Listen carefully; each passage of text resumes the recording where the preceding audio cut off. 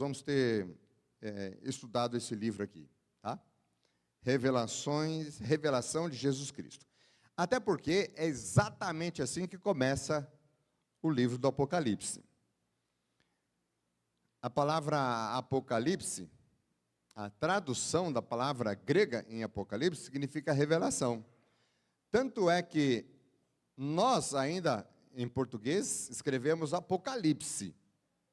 Mas quando você vê a primeira frase do capítulo 1, do versículo 1, está a tradução do Apocalipse, que é revelação do nosso Senhor Jesus Cristo.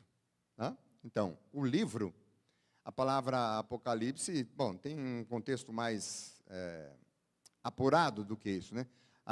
Ao pé da letra é você retirar o véu, você tirar aquela cortina que está assim, parece que escondendo alguma coisa, e Jesus Cristo está revelando, tá? Revelar, tá? Tirar o véu. Então, a palavra de Deus, o livro do Apocalipse, é uma revelação de Jesus Cristo sobre os tempos finais que nós estamos vivendo.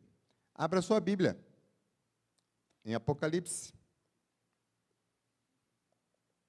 A primeira frase eu acabei de mencionar para vocês aí, revelação de Jesus Cristo.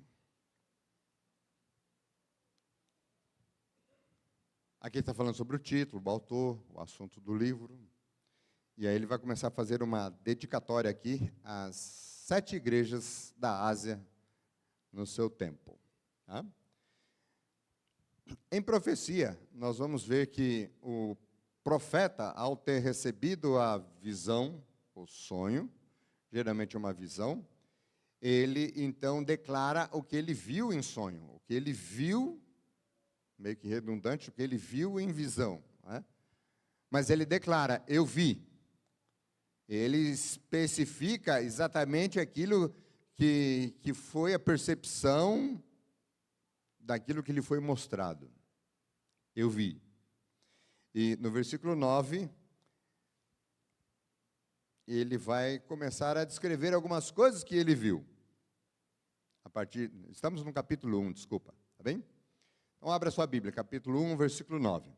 Os nossos amigos que estão nas nossas redes sociais, você que está na sua casa, no conforto da sua casa, onde você estiver assistindo a nossa programação, ou só ouvindo, da maneira mais confortável e possível, também acompanhe aí na sua Bíblia, no seu smartphone ou outro aparelho, Apocalipse capítulo 1, versículo 9. Eu vou ler assim na minha Bíblia. Eu, João, irmão vosso e companheiro na tribulação, no reino e na perseverança em Jesus, achei-me na ilha chamada Patmos, por causa da palavra de Deus e do testemunho de Jesus. Achei-me em espírito no dia do Senhor, e ouvi de trás de mim uma grande voz, como de trombeta, dizendo, o que vês, escreve em livro, e manda às 7 igrejas, Éfeso, Esmirna, Pérgamo, Tiatira, Sardes, Filadélfia e Laodiceia. Voltei-me para ver quem falava comigo, e voltado, vi 7 candeeiros de ouro, e no meio dos candeeiros, um semelhante a filho do homem, com vestes talares e cingido à altura do peito com uma cinta de ouro. A sua cabeça e cabelos eram brancos como alva-lã, como neve. Os olhos como chama de fogo. Os pés semelhante ao bronze polido, como que refinado numa fornalha. A voz como voz de muitas águas. Tinha na mão direita 7 estrelas. E da boca saía-lhe uma afiada espada de 2 gumes. O seu rosto brilhava como o sol na sua força. Quando o vi, caí a seus pés como morto. Porém, ele me pôs sobre mim a mão direita, dizendo, não temas, eu sou o primeiro e o último. Aquele que vive, estive morto, mas eis que estou vivo pelos séculos dos séculos e tenho as chaves da morte e do inferno. E aí, segue dando a ordem.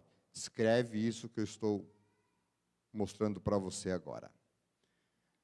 Bom, quando você faz uma leitura rápida aqui, você pode ficar meio preocupado aí com vários símbolos que estão expressos aqui. Muitos símbolos mesmos. Tá?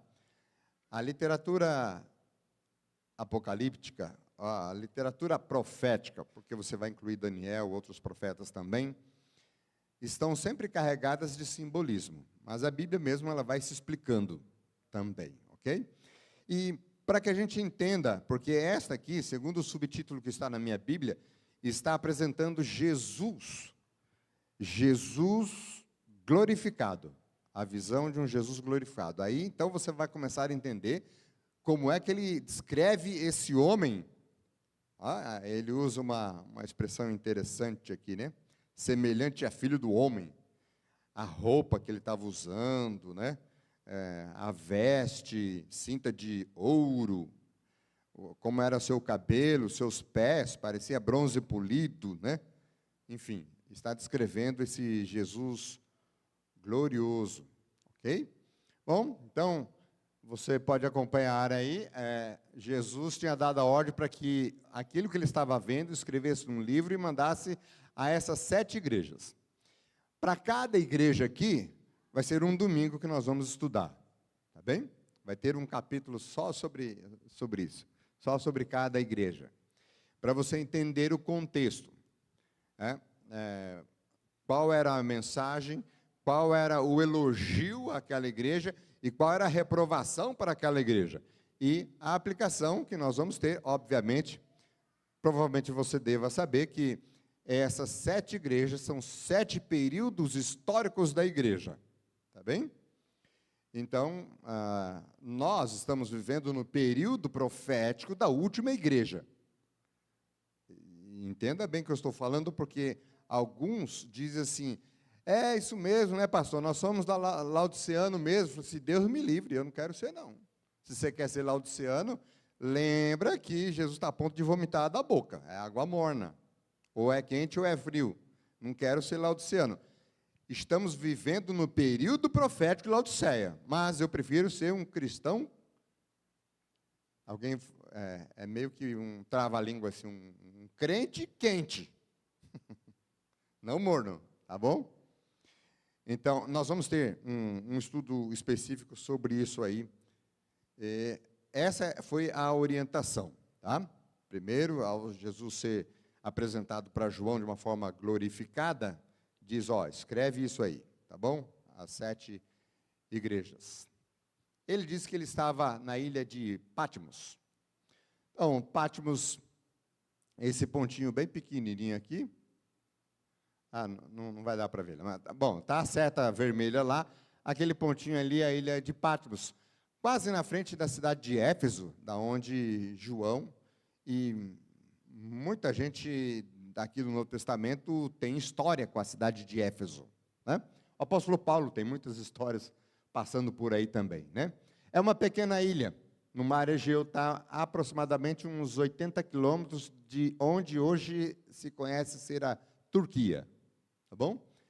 Onde divide a Turquia hoje é a divisa, daqui para cá é a Europa. Daqui para cá, então, é o continente velho lá, que eles falam lá, né? O leste europeu, tá bom? E essa ilha tem 40 quilômetros quadrados. Mas nós lemos aqui que ele achou-se em espírito no dia do Senhor. E sabe, essa expressão no dia do Senhor só acontece aqui no Apocalipse, só nesse verso, na verdade. No dia do Senhor. Então, você não precisa gravar a expressão grega ali, tá? Rei Kyriake remera. Você não precisa gravar isso aí. É a tradução literal para dia do Senhor. E as pessoas começaram a fazer muita especulação. Alguns diziam que o dia do Senhor era domingo, porque o dia do Senhor era uma referência, e alguns segmentos religiosos até hoje adoram o domingo em comemoração à ressurreição de Jesus. Só que nós só temos na Bíblia 8 textos, no Novo Testamento especialmente, 8 textos que falam sobre o domingo. Embora você não vai encontrar a palavra domingo, não existe a palavra domingo no Senhor.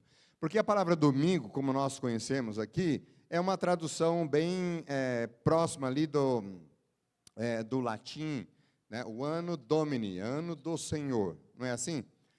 Nós estamos no ano 2024, lembra que tem AD, antes de Cristo, depois de Cristo, AD, DC. Então, mais ou menos essa é a ideia. Ano, ou em AD, Anno Domini, ou seja, 2024 anos depois de Jesus Cristo. Anno Domini. E por falar em Anno Domini, aí então se convencionou falar o dia do Senhor, o dia Domini, como se fosse o dia do Senhor, tá bem? Mas aqui é uma referência, existe, nesse estudo aqui, existe mais ou menos umas 6 referências. Alguns acham que era um ano, que era um dia, que era o sábado, ou que era um sábado qualquer, como referência às festas judaicas. Podia ser um domingo especial, podia ser em relação à volta de Jesus e várias outras especulações. O entendimento da Igreja Adventista é que esse dia do Senhor é o sábado, ok? Bem, aqui nós temos 7 textos que falam sobre o domingo, se referindo como o primeiro dia da semana. E se você ler todos esses textos, você vai ver que em nenhum desses textos existe referência à adoração a Deus nesse dia. Você vai ver que Maria, aquela que Jesus, ela foi no domingo, no primeiro, não fala domingo, né? Foi no primeiro dia da semana, levar especiarias para embalsamar o corpo de Jesus. Tá, pronto, só está dizendo isso, não está dizendo que era para adorar. E todos esses textos de Mateus, Marcos, Lucas e João, especialmente, estão falando sobre o dia que Jesus ressuscitou, só isso. Os outros textos ali, lembra o apóstolo Paulo, um deles diz que o apóstolo Paulo disse, olha, vocês fazem o seguinte, no domingo, ou seja, no primeiro dia da semana, vocês separam as coletas que tem aí, porque quando eu passar na segunda-feira aí, eu não fique perdendo tempo para pegar a coleta e levar para as igrejas que vocês querem distribuir para os irmãos das igrejas por onde o apóstolo Paulo havia fundado igrejas, né? Em um outro momento, o apóstolo Paulo está pregando, você conhece aquele episódio que era domingo à noite, primeiro dia da semana, ele está pregando, ele se empolgou. Eu posso até me empolgar, mas não vou ficar igual o apóstolo Paulo, chegar ao apóstolo Paulo. Primeiro que não tem ninguém sentado na janela, né? E o apóstolo Paulo estava pregando e alguém estava sentado na janela, já era meia-noite. Aí a pessoa deu uma cochilada, caiu, pum, quebrou o pescoço. Você conhece esse episódio? Era um domingo. Está dizendo que tem que adorar esse dia? Não. Só está dizendo que ele estava pregando nesse dia aí, que ele foi até altas horas da noite lá, pregando. Tá bom? Então, domingo como o dia do Senhor não é provável. Não é provável. Pois essa proposta não recebe evidência bíblica e nem fora da Bíblia. Tá bem? Então, o que nós entendemos, o que nós acreditamos é que era o dia do Senhor, o sábado. E o sábado vai fazer uma grande diferença na minha vida e na sua vida. Hoje e também para a eternidade. Tá bem? Então, assim como João revelou ter sido ele queria revelar isso aos seus leitores, que ele recebeu essa visão no dia do Senhor. Alguns aí especulam ser o juízo final, mas você tem que fazer uma ginástica mental muito grande, né? Para você ficar acreditando em algumas coisas. Dia do Senhor. O sábado é que vai desempenhar um papel muito importante. E aqui está essa parte que nós lemos no começo aqui, revelação de Jesus Cristo, capítulo 1, versículo 1, que Deus deu a mostrar aos seus servos as coisas que em breve devem acontecer. Aí, então, já encontramos esse amado apóstolo, seguidor de Jesus Cristo, discípulo amado aqui, o único que morre por morte natural aí, morreu de velho, assim a gente diz, né? Morreu naturalmente. Bom, ele está se identificando com aqueles que ele está escrevendo quando apresenta a revelação de Jesus Cristo. A ilha de Patmos era considerada uma ilha, um presídio, um local de cumprimento de pena, penal, né? Um presídio. Alguém comparou aí a ilha de Patmos como se fosse aquela famosa Alcatraz, que é uma ilha famosa que virou um presídio e tal, né? Enfim. nesse contexto que ele está lá, martelando pedras, né, quebrando pedras, e a condenação era essa também, além de não poder sair de lá, né, nesse contexto do dia do Senhor, então João, ele começa a ver, a sentir, perceber a revelação de Jesus Cristo sobre o momento final da história da sua igreja. Ou seja, como ele diz aqui no versículo 1, as coisas que em breve devem acontecer. E por isso, Deus, Jesus Cristo, notificou ao anjo que notificou ao seu servo João. Então, quando estivermos lendo o livro de Apocalipse, a gente já tem que saber o seguinte: não tem nada difícil aqui. Aqui está revelado. Revelação do quê? Das coisas que vão acontecer no tempo do fim. Então, vejamos aqui que essa experiência de João em espírito foi a mesma que o apóstolo Paulo sentiu, percebeu, quando ele falou, usou a expressão de ter sido arrebatado ao paraíso. Não que ele tenha ido lá, mas essa experiência de ter sido levado a esse ambiente e lá ter recebido as orientações, a palestra de Deus, tá? A mensagem de Deus, para que ele transmitisse na linguagem dele, conforme ele tivesse entendimento, né? E aí, então, João, próximo de perceber essa revelação de Deus, nesse estado de espírito, ó, aqui ele declara que ele se achou em espírito, ó, em espírito. Ele está prestes a ver essa representação do que haveria de acontecer até o tempo do fim. Então, enquanto em visão, João escutou através dele, ele diz aqui, que uma grande voz, como de trombeta. Nós vamos encontrar na Bíblia várias expressões em que alguns dos símbolos de Deus, do Espírito Santo, falando ao seu povo, são vozes. Aí eles escrevem assim, vozes como de trovão. Você já viu o trovão falar? Entenda, em Apocalipse, em profecia, existe uma linguagem chamada linguagem, você não precisa decorar, mas saiba que exista isso, tá? Linguagem fenomenológica. Ou seja, nós, adventistas do sétimo dia, não acreditamos na revelação ditada, tipo psicografada. Isso aí tem outros que creem nisso, não somos nós, né? Ele fica lá com o olho fechado assim, agora tá, o Senhor está escrevendo, e ele pega a caneta e começa a escrever assim. Tá. Não foi assim que aconteceu com nenhum dos autores bíblicos aqui, tá? Os escritores bíblicos. É um outro estudo, mas você sabe que tem a inspiração, tem a revelação, a inspiração e a iluminação, tá?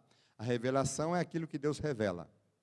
A inspiração é aquilo que Ele induz a pessoa a falar. Iluminação, também, todos os atos do Espírito Santo, é a capacidade de fazer a gente entender aquilo que nós recebemos, tá? Então, quando um dia que você vir aqui à frente e você for orar pelo pregador, o mais correto é você pedir que o Senhor ilumine o pregador, porque a revelação já foi dada. Aí a gente ora, às vezes a gente ora assim, Senhor, inspira o pastor. Não, ele não vai me inspirar, porque a inspiração já foi dada e já foi revelada, está escrita.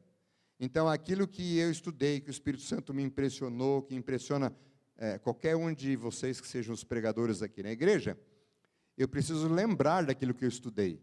Isso chama-se iluminação, é quando o Espírito Santo coloca a luz sobre aquilo que nós recebemos. Tá bem? Muito bem. Aí, então, nós encontramos várias expressões para falar de Jesus Cristo, ou quando ele está falando. Uma das expressões é essa, a voz do trovão, trombeta, e vários outros elementos que são símbolos de uma voz poderosa. Essa é a ideia da revelação de uma voz poderosa. E não só isso, mas uma voz que precisa ser escutada.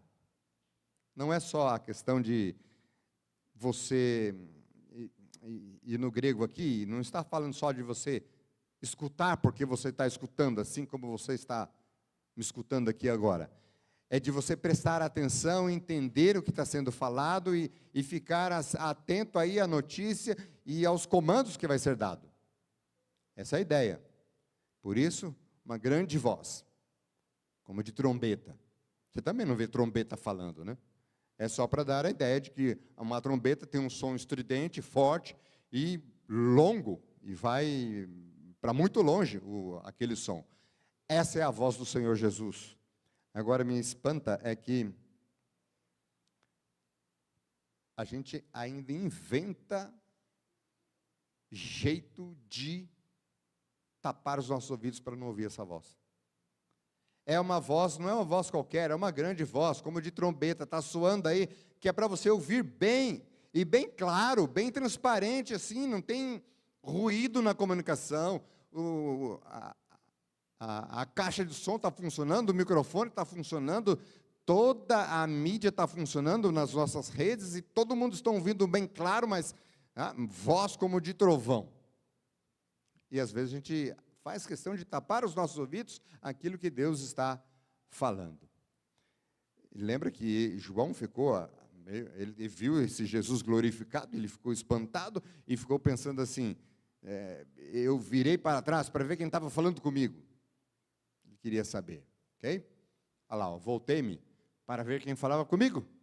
E aí então, Apocalipse, dos versículos 12 e 13, é dito que ele então, ao voltar-se, ao ele se virar para ver quem estava falando, quem era essa voz de trovão, a grande voz, ele vê Jesus Cristo e começa a descrever Jesus Cristo dessa forma majestosa, dessa maneira brilhosa, cintilante, como o ouro, o bronze, esse brilho todo, dando esse brilho todo sobre Jesus Cristo. As vestes, a altura do peito, cinta de ouro e tudo mais. Era alguém muito especial, né? Que se você encontra alguém vestido assim, E aí então, o próprio João vai mostrar que os 7 candeeiros são as 7 igrejas, e aquelas 7 igrejas que nós já mencionamos aqui, que ele escreveu uma carta para cada uma delas, tá bom? E aí essa expressão, quando ele diz, aqui não aponta, quando ele aponta para Jesus, ele está usando a expressão que o próprio Jesus usou dele mesmo, filho do homem. E várias vezes, quando Jesus diz que ele vai voltar, o filho do homem virá, então se verá a vinda do filho do homem. E é uma expressão que está lá no livro de Daniel, capítulo 7, 13 e versículo 14. E ali está falando de alguém que domina o ancião de dias, né? Entregou o reino, o poder, e vai dominar. E quem é esse alguém? Alguém semelhante ao filho do homem. Então, uma expressão bem clara para Jesus Cristo. Interessante, é Jesus mesmo que está se revelando, e João está dizendo o seguinte, quando eu olhei para trás, eu vi alguém andando ali no meio dos 7 candeeiros, e ele falou, esses 7 candeeiros são a igreja, e era como alguém parecido como o filho do homem, tá? Uma referência a Jesus, tá? Ele está usando uma indumentária sacerdotal, o rei usava isso, né? A cabeça, cabelo branco como a lã, como a neve, lá de Daniel é um ancião de dias, tá? Então veja como é interessante você estudar o livro de Apocalipse sempre com o livro de Daniel, ok? E os olhos estavam como um chama de fogo. E quando você vai no capítulo 2, versículo 18, e é a mensagem da igreja de Tiatira, você vai ver um Cristo conquistador vindo julgar os seus inimigos, mas que, afinal de contas, todas essas características desse Jesus apresentado para a igreja de Tiatira são essas que João viu agora, esse Jesus glorificado. Né? Eu não sei como seria olhar para os olhos de Jesus, como chama de fogo, mas deve ser bem interessante, né? Uma descrição sobre os pés de Jesus, era para acrescentar magnificência e força à descrição. Está dizendo que os pés estavam como se fosse de bronze polido. E em algumas profecias aqui do Apocalipse, quando está se referindo aos pés, em movimento, está falando de indo em direção de algo ou alguém. Uma mensagem que não está parada. Uma mensagem que não é estática. Mas aqui são os pés de Jesus, né? Que corre para apresentar uma mensagem a 7 igrejas.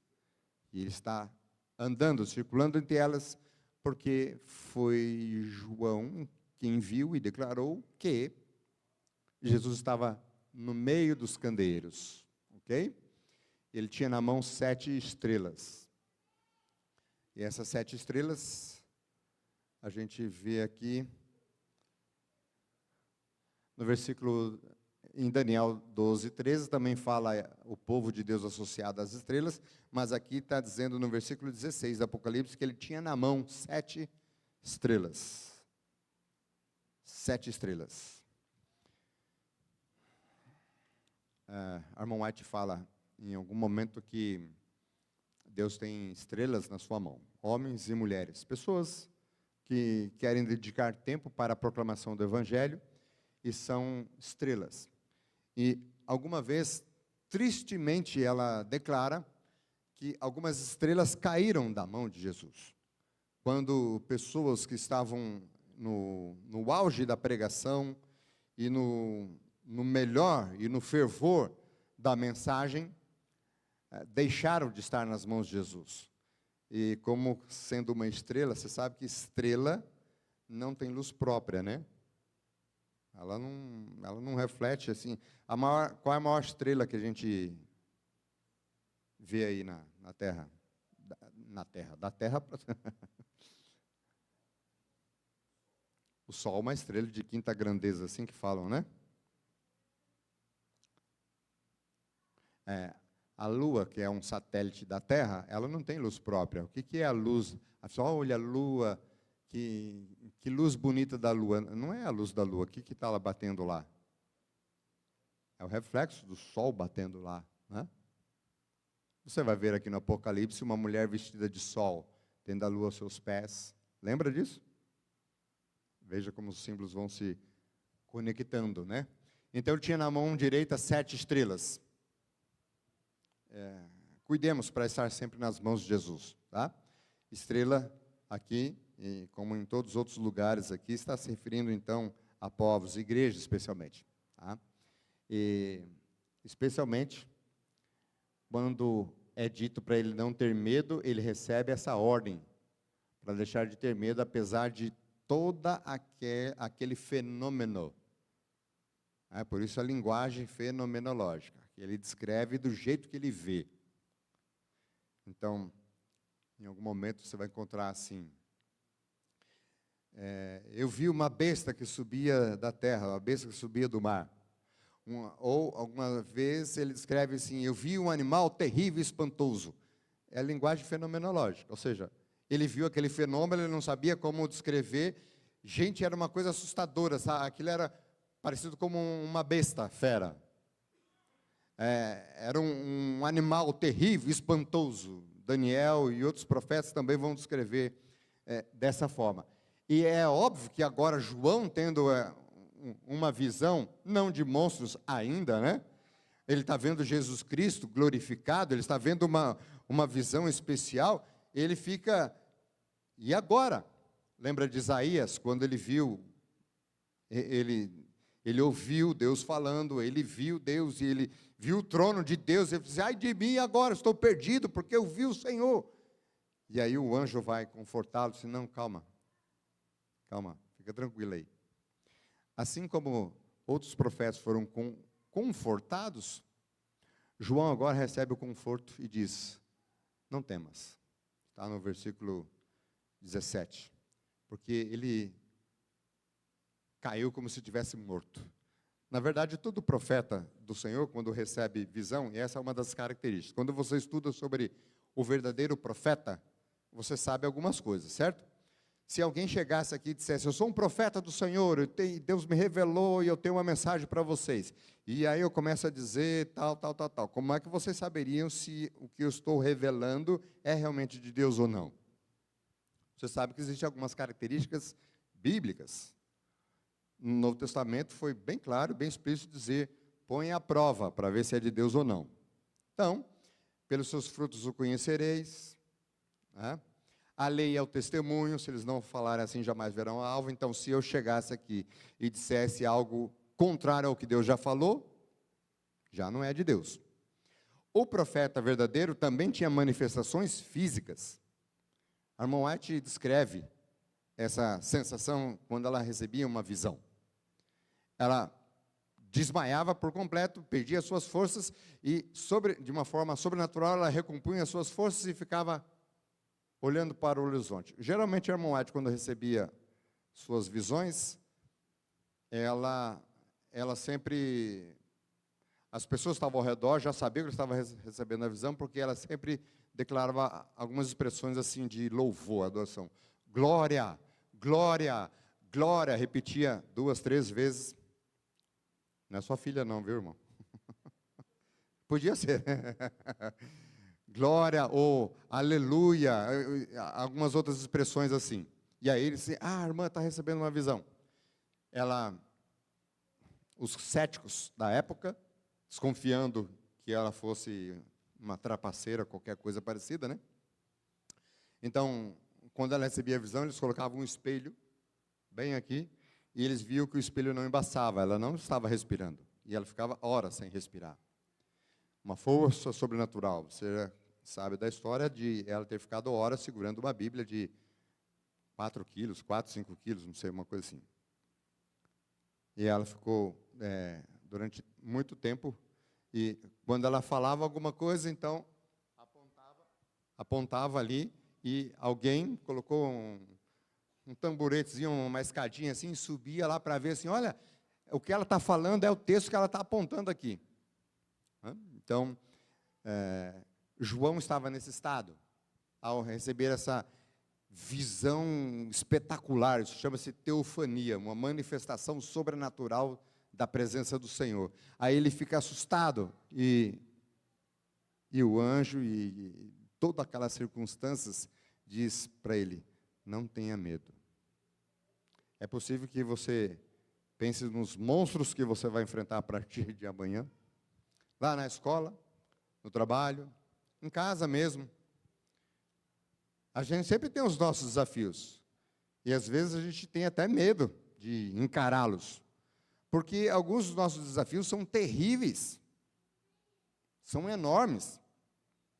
Escuta, revelação do nosso Senhor Jesus Cristo para você nessa noite.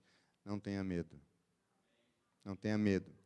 Não tenha medo do que você vai passar, das coisas que ainda vão acontecer, das coisas que virão a esse mundo, porque eu tenho uma mensagem.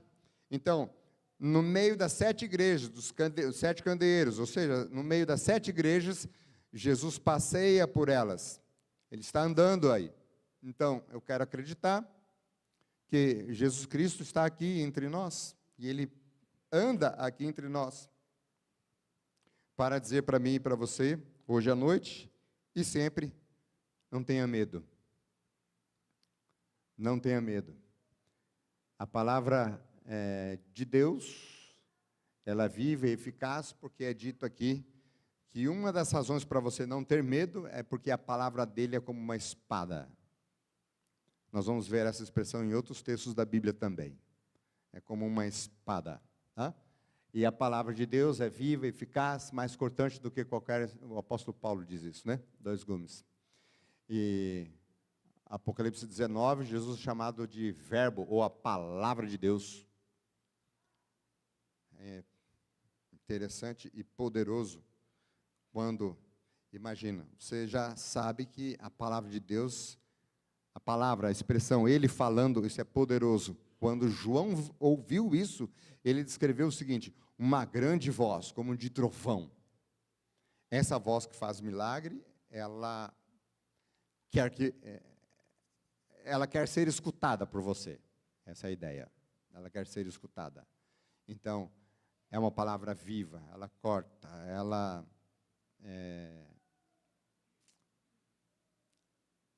ela cumpre o seu papel, uma espada de dois gumes. Amém? E como Jesus venceu a morte,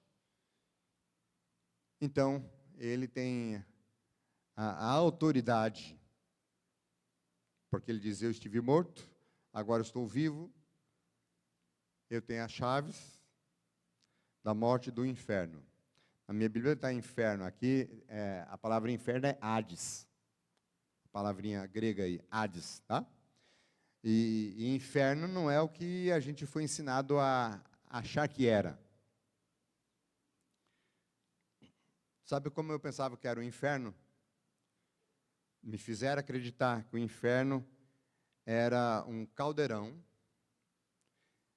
e que era um caldeirão cheio de dejetos e a pessoa era colocada ali. Eu não sei de onde que tiraram da cabeça para fazer eu pensar que era assim. E que de vez em quando vinha uma espada flamejante, bem rente assim. E aí então, para você não ter o seu pescoço cortado, você se jogava naquele caldeirão. A palavra inferno, Hades, é o local onde sepultamos os mortos, só isso. Como é que chama isso? Cemitério. Tá? Então, se Jesus não voltar, enquanto estivermos vivos, nós vamos todos para o cemitério.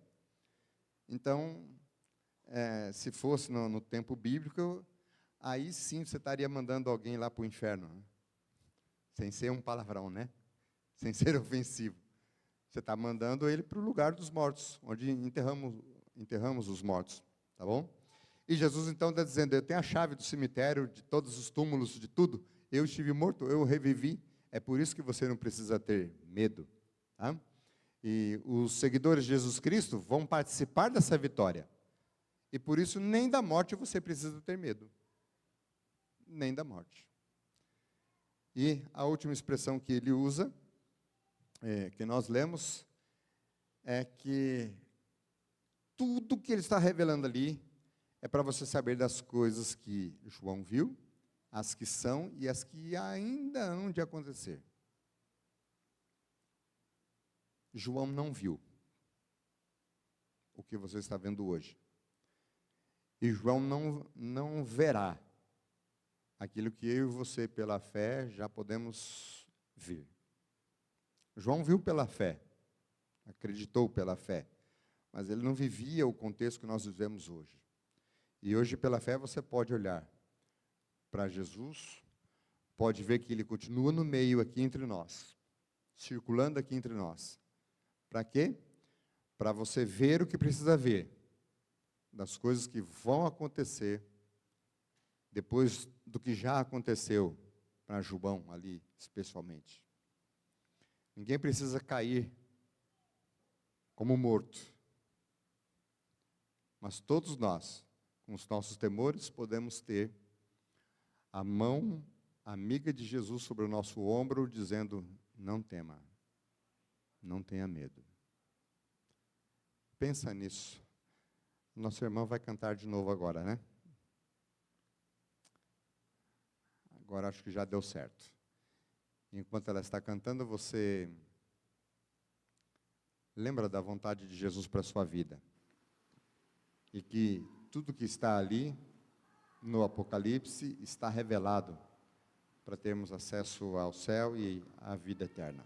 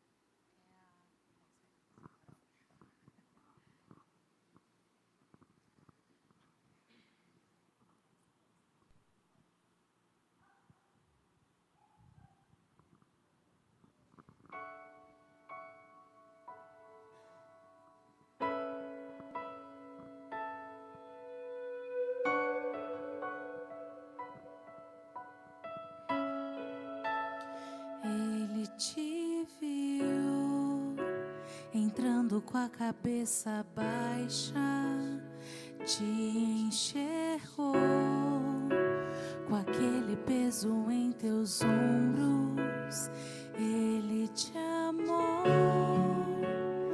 Entre toda aquela multidão, como se existisse só você, como se existisse só você.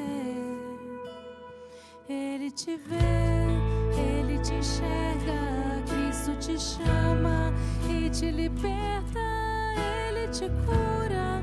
Quando te toca, Jesus te faz viver pra sua glória.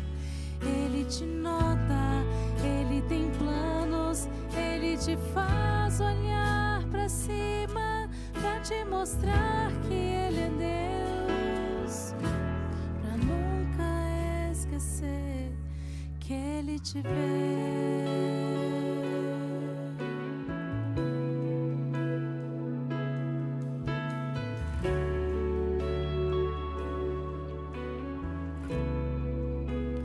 Livre estás, falou olhando em teus olhos e te tocou, aliviando os teus fardos. Não há mais razão pra viver olhando para o chão.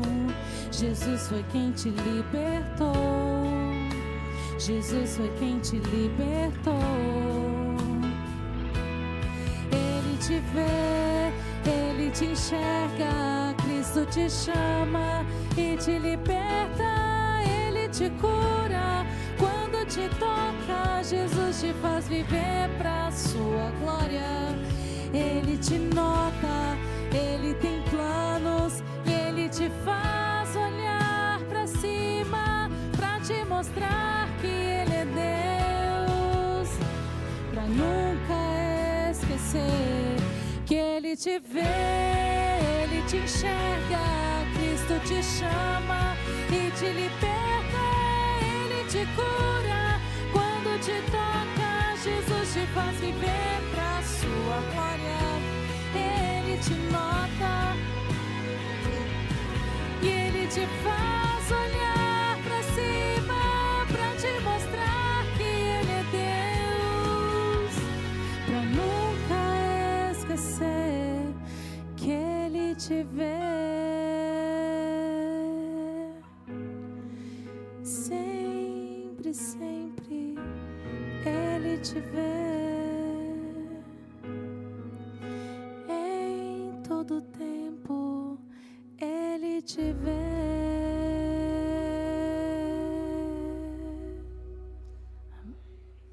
Fique em pé. Você sabe por que Ele te vê? Porque Ele está aqui. Porque João viu Ele circulando entre os 7 candelabros. Ele está circulando entre as igrejas, Ele está circulando aqui entre nós.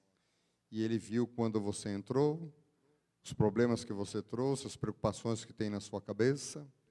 Ele sabe a preocupação que você tem quando sair daqui, tentar dormir, iniciar a parte útil da semana. Ele faz você lembrar que Ele está te vendo, porque Ele quer cuidar de você. E por isso fica com a promessa: não tenha medo. Feche seus olhos. Nosso Deus, muito obrigado, porque Jesus Cristo é a revelação de tudo que haverá de acontecer a nós nos últimos momentos da história humana aqui nessa terra. Nós queremos fazer parte desse movimento glorioso, vitorioso, ao lado de Jesus, até a vinda dEle, que nós tenhamos a certeza de que Ele continua andando aqui entre nós, vendo cada uma das nossas necessidades, disposto a nos ajudar, a nos curar, a nos salvar. Permita que tenhamos, até que Cristo volte, a certeza da Tua presença em nosso meio, e que o Espírito Santo, tocando profundamente em nosso coração, nos faça não termos mais medo. Que avancemos com fé, sem medo, porque sabemos que o Senhor está à frente. Cuida de cada um dos Teus filhos aqui. nos dê uma boa noite, leva-nos com segurança para os nossos lares e abençoa a nossa semana em nome de Jesus. Amém. Amém.